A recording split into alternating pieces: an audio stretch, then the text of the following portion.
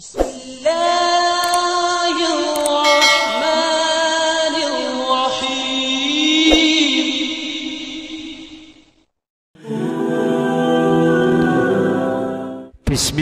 alhamdulillah. Jika video ini muncul di beranda YouTube-mu, ini adalah petunjuk dari Allah kepadamu. Setidaknya sempatkanlah menuliskan sholawat kepada Nabi Muhammad sallallahu alaihi wasallam di kolom komentar. Insya Allah bisa menjadi bukti kecintaan kita untuk mendapatkan syafaat kelak di akhirat. Assalamualaikum warahmatullahi wabarakatuh. Semoga kita selalu diberikan kesehatan, kebahagiaan dan keberhasilan di setiap langkah dan usaha kita, dan semoga kita tidak mati kecuali mati dalam keadaan beriman.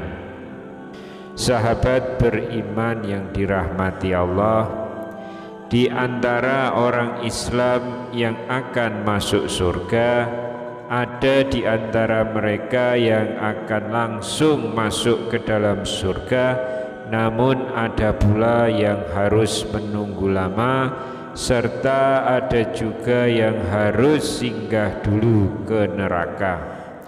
Jika kita disuruh memilih, maka pastinya kita akan menginginkan atau memilih masuk surga tanpa menunggu terlebih dahulu, atau tanpa harus singgah ke neraka dahulu, dan bisa langsung masuk ke surga tanpa dihisab apalagi diazab. Lantas bagaimanakah caranya? Maka berikut ini akan kami paparkan 12 amalan untuk masuk surga tanpa melewati periode hisab terlebih dahulu, insya Allah. Silahkan tonton video ini hingga selesai supaya semua informasi yang kami sampaikan bisa diterima secara lengkap, supaya tidak gagal paham, insya Allah. Sahabat yang dirahmati Allah, amalan pertama untuk masuk surga tanpa dihisab adalah bertauhid. Keutamaan dari belajar tentang tauhid ini, karena inilah ilmu yang paling agung, kewajiban yang paling wajib, dan perintah Allah yang paling utama. Oleh karena itulah keistimewaan yang diperoleh bagi para al-muwahhidin, yaitu orang-orang yang mentauhidkan Allah, sangat banyak dan juga memiliki keistimewaan yang sangat besar. Dan puncak keutamaan yang dianugerahkan kepada para ahli tauhid adalah mendapatkan kesempatan masuk surga tanpa dihisab dan diazab.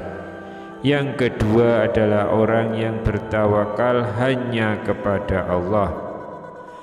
Dari Ibnu Abbas radhiyallahu anhuma telah menceritakan kepada kami dari Nabi sallallahu alaihi wasallam, beliau bersabda, beberapa umat ditunjukkan kepadaku, maka aku melihat seorang nabi bersama sekelompok kecil. Ada lagi nabi yang disertai seseorang atau dua orang, dan ada pula nabi yang tidak disertai seorang pun. Tiba-tiba ditunjukkan kepadaku kelompok besar. Aku menyangka mereka adalah umatku, namun dijelaskan ini adalah Musa dan kaumnya. Lihatlah ke ufuk. Aku memandang ke ufuk. Ternyata ada kelompok yang lebih besar. Dijelaskan lagi kepadaku, pandanglah ke ufuk yang lain. Ternyata ada sekelompok yang lebih besar lagi. Dijelaskan kepadaku, ini adalah umatmu. Di antara mereka ada 70.000 orang yang masuk surga tanpa hisab dan siksa. Kemudian Rasulullah sallallahu alaihi wasallam beranjak dan masuk ke rumahnya. Para sahabat membicarakan siapa yang masuk surga tanpa hisab dan tanpa siksa. Sebagian berkata, barangkali mereka adalah orang-orang yang selalu menyertai Rasulullah. Sebagian lagi berkata, mungkin mereka adalah orang-orang yang dilahirkan dalam Islam dan tidak menyekutukan Allah. Ketika Rasulullah keluar, beliau bertanya, apa yang kalian bicarakan? Mereka memberitahu kepada beliau apa yang sedang mereka perbincangkan. Lalu Rasulullah Shallallahu Alaihi Wasallam bersabda, mereka adalah orang-orang yang tidak meminta untuk diruqyah, tidak bertatayur, dan hanya kepada Rabb mereka bertawakal. Hadis riwayat Muslim. Yang ketiga adalah orang yang meninggal dalam keadaan bertaubat. Dalam sebuah hadis meriwayatkan, sesungguhnya amalan itu hanya berdasarkan penutupnya. Hadis riwayat Bukhari. Oleh sebab itu, selalu panjatkan doa untuk diwafatkan dalam iman Islam, sehingga kapanpun kita meninggal akan selalu dalam keadaan bertaubat. Yang keempat adalah orang yang bersih dari dosa syirik, bid'ah dan maksiat. Yang dimaksud dengan bersih dari dosa di sini adalah seorang hamba mukmin yang meninggal dalam keadaan sudah bertaubat dari seluruh dosa atau dosa-dosanya sudah terampunkan karena pelebur atau mukaffirat dosa. Yang kelima adalah orang yang jauh dari syirik besar maupun kecil. Syekh Shalih Al-Fauzan hafizahullah menjelaskan tentang as-sabiqun bil khairat atau orang-orang yang bersegera dalam kebaikan melalui kitabnya I'natul Mustafid, bahwa mereka adalah orang-orang yang selamat dari syirik besar maupun kecil.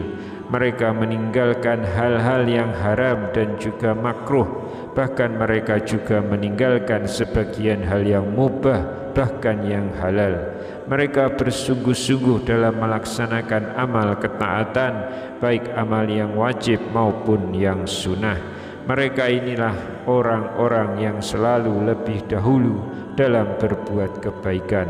Maka barang siapa yang sudah sampai pada tingkatan ini, ia akan masuk surga tanpa hisab dan juga tanpa azab. Yang keenam adalah orang yang mengucap syahadat ketika meninggal. Pada ucapan asyhadu anna Muhammad Rasulullah mengandung tuntutan untuk jauh dari kemaksiatan dan bid'ah. Hal itu disebabkan karena konsekuensi syahadat Muhammad Rasulullah adalah taat pada perkara yang diperintahkan oleh Rasulullah, membenarkan apa yang beliau informasikan, menjauhi larangannya, dan menyembah Allah sesuai dengan syariat yang diajarkannya. Yang ketujuh adalah mengucapkan la ilaha illallah ketika meninggal. Syekh Shalih Alusi hafizahullah di dalam kitabnya At-Tamhid menjelaskan, realisasi tauhid dengan sempurna adalah perwujudan dari syahadatain la ilaha illallah Muhammad Rasulullah. Karena pada ucapan seorang ahli tauhid la ilaha illallah terdapat tuntutan pelaksanaan tauhid dan jauh dari syirik dengan segala macamnya. Yang kedelapan adalah para pengikut setia Rasulullah. Dari Abu Bakar radhiyallahu anhuma, Rasulullah sallallahu alaihi wasallam bersabda, aku dianugerahi Allah 70.000 orang dari umatku masuk surga tanpa hisab. Wajah mereka nampak seperti bulan pada malam purnama. Hati mereka semuanya sama. Lalu aku memohon tambahan kepada Allah, dan Allah menambahkan untukku setiap satu orang menjadi 70.000 orang. Hadis riwayat Ahmad dengan sanad yang sahih. Yang kesembilan adalah orang yang pertama kali masuk Islam di masa Rasulullah. Allah Subhanahu wa taala berfirman, was-sabiqun as-sabiqun, Selain itu, golongan ketiga adalah orang-orang yang paling dahulu beriman. Merekalah yang paling dahulu masuk surga. Ulaikal muqarrabun. Mereka itulah orang-orang yang didekatkan kepada Allah. Fi jannatin na'im. Mereka berada dalam surga yang penuh kenikmatan. Sullatum minal awwalin. Mereka adalah segolongan besar dari orang-orang terdahulu. Wa qalilum minal akhirin. Dan sedikit dari orang-orang yang datang atau kemudian. Quran Surat Al-Waqiah ayat 10 hingga ayat 14. Yang ke-10 adalah orang yang memiliki kesempurnaan akhlak.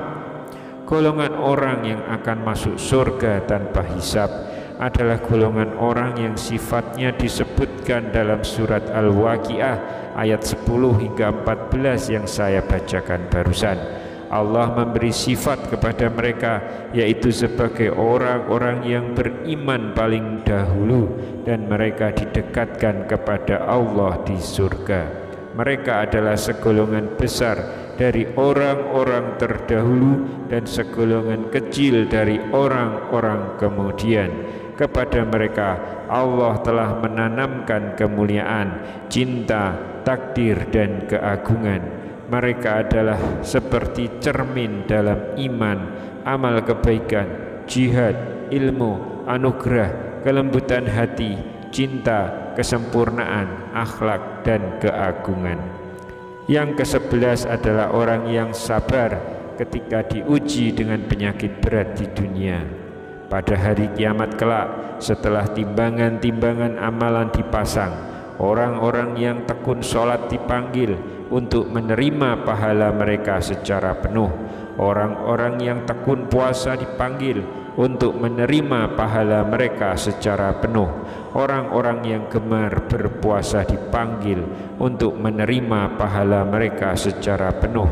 Dan orang-orang yang pergi haji dipanggil untuk menerima pahala mereka secara penuh. Tapi timbangan orang-orang yang dicoba dengan penderitaan sakit tidak dipasang. Mereka juga tidak diadili, bahkan mereka pun selain diberikan pahala, mereka juga tidak dihisab. Yang ke-12 adalah orang yang mati syahid. Abu Nuaim dari Ibnu Abbas radhiyallahu anhuma bahwa Nabi sallallahu alaihi wasallam bersabda, pada hari kiamat nanti orang yang mati syahid dihadirkan untuk dihisab, dan orang suka bersedekah dihadirkan untuk dihisab. Orang-orang yang dicoba dengan penyakit juga dihadirkan, namun tidak untuk dihisab maupun diadili. Mereka malah diberi pahala yang amat banyak, sehingga orang-orang sehat yang ada di padang mahsyar berharap tubuh mereka dipotong-potong dan digunting agar bisa mendapatkan pahala yang baik di sisi Allah. Teman-teman yang baik yang dirahmati Allah, itulah amalan mulia yang mendapat janji dari Allah untuk masuk ke dalam surga tanpa dihisab. Semoga ini bisa memotivasi kita semua untuk terus meningkatkan amalan kita supaya jauh dari api neraka. Wallahu a'lam bishawab. Demikian yang bisa saya bagikan pada kesempatan kali ini. Semoga pembahasan ini dapat memberikan manfaat untuk kita semua. Amin ya rabbal alamin. Wassalamualaikum warahmatullahi wabarakatuh.